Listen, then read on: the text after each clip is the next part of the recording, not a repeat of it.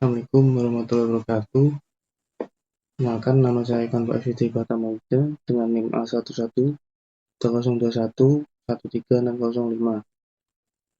Pada kesempatan kali ini saya akan mempresentasikan proyek kami yang berjudul Analisis Perbandingan Kinerja Model TF-ITF dan BM25 dalam pencarian artikel klarifikasi berita hoax Komdigi. Pada penelitian ini kami juga mengimplementasikan hasilnya ke dalam sebuah aplikasi berbasis web bernama Workfinder ID.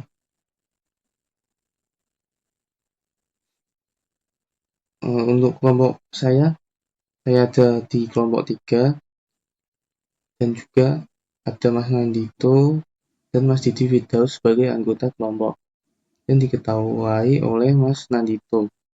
Oke, pada latar belakang penelitian ini berangkat dari pesatnya perkembangan teknologi informasi. Di satu sisi, masyarakat semakin mudah mengakses berita, namun di sisi lain hal ini juga meningkatkan penyebaran berita hoax.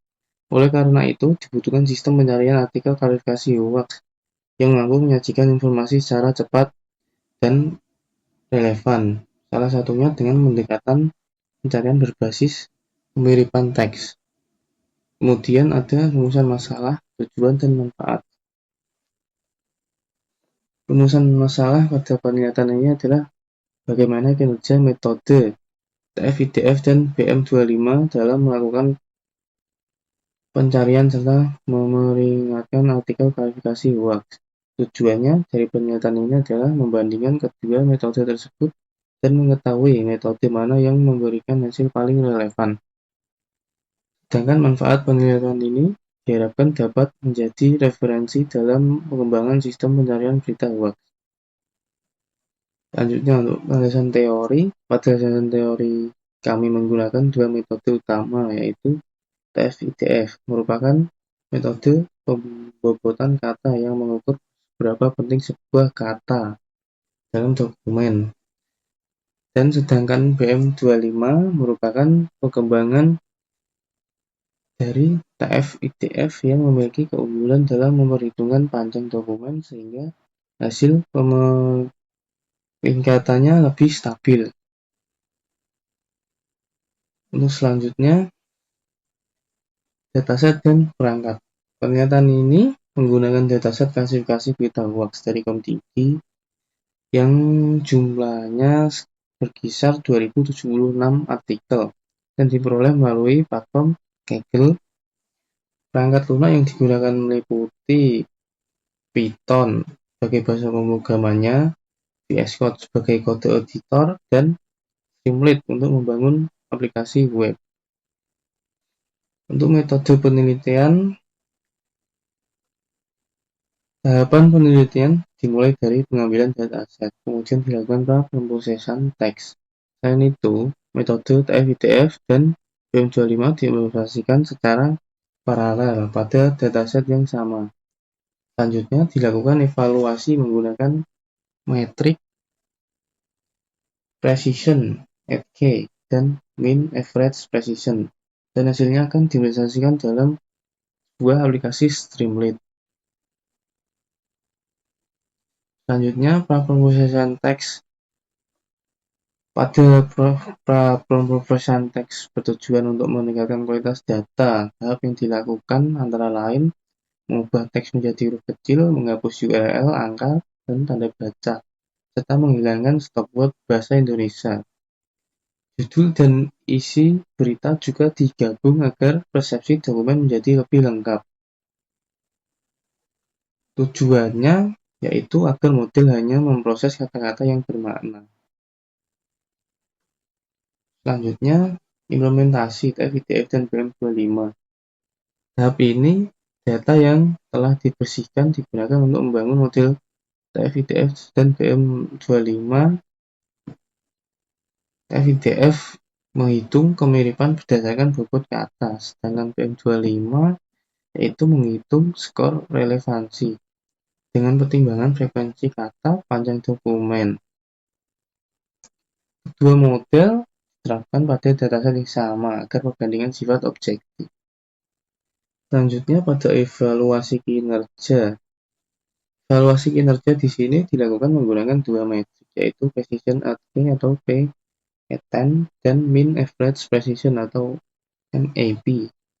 Hasil evaluasi menunjukkan bahwa kedua metode memiliki nilai P10 dan yang sama, namun PM25 memiliki nilai MAP yang lebih konsisten. Berikut output evaluasi kinerja sistem. Pada grafik yang dapat kita lihat, meskipun kedua metode mampu menemukan dokumen yang relevan, PM25 lebih unggul dalam menempatkan dokumen relevan di peringkat atas pencarian. Selanjutnya, implementasi aplikasi Workfinder.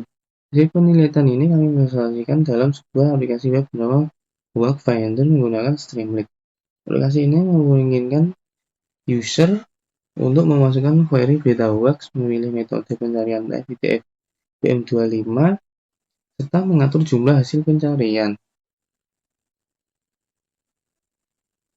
Untuk kesimpulannya, berdasarkan hasil penelitian yang kita kerjakan, FIDF efektif untuk kata kunci yang unik.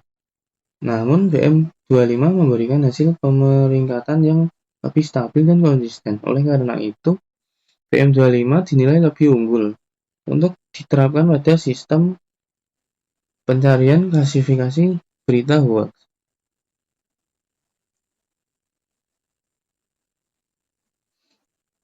Terima kasih, sekian dari presentasi PPT saya.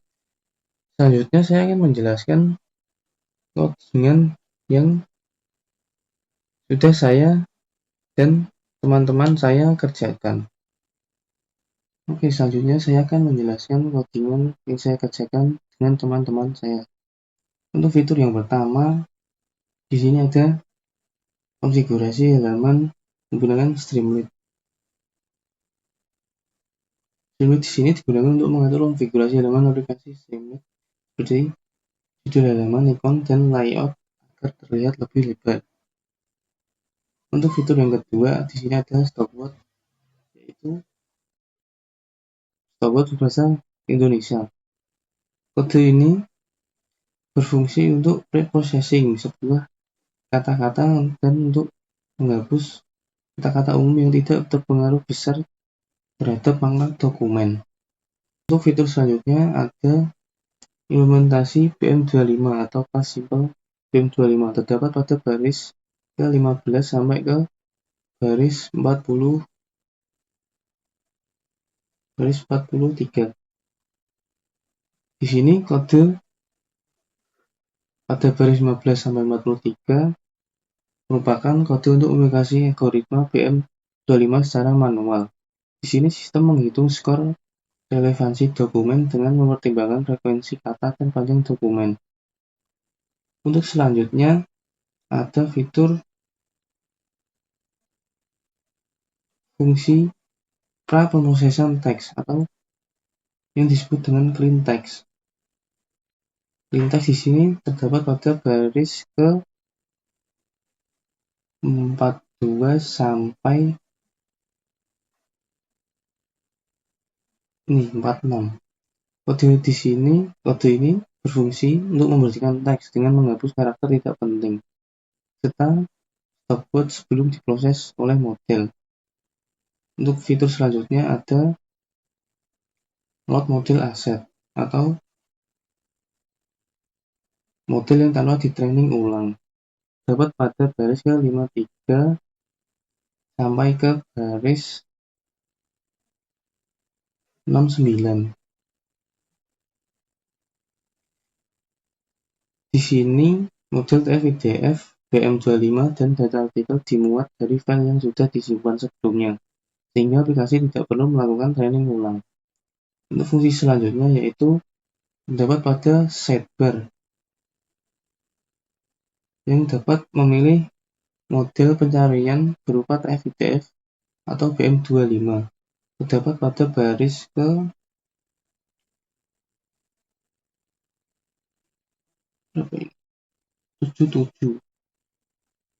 76 sampai 80.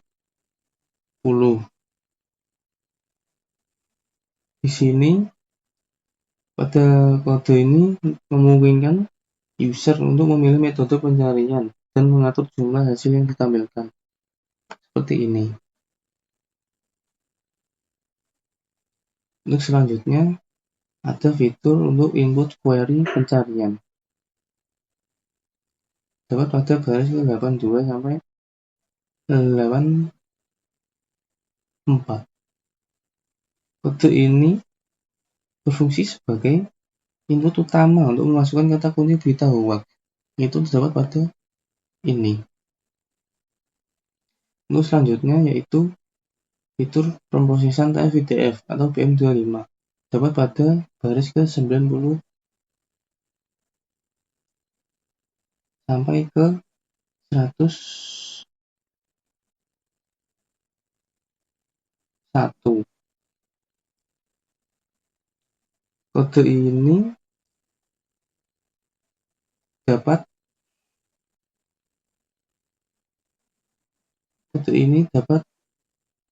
memilih TF-IDF sistem penghitungan Gaussian similarity. Jika memilih BM25, maka sistem akan menggunakan fungsi getScore untuk menghitung relevansi dokumen. Untuk fitur selanjutnya yaitu ranking dan pengambilan top key. Dapat pada garis ini. Di sini untuk mengurutkan skor relevansi dan mengambil dokumen dengan skor yang tinggi. Selanjutnya ada tampilan hasil atau link sumber. Dapat pada baris ke 106. Bagian ini menampilkan hasil pencarian berupa judul, topik, skor relevansi, serta link dan sumber resmi aplikasi hoax. Berikut contohnya.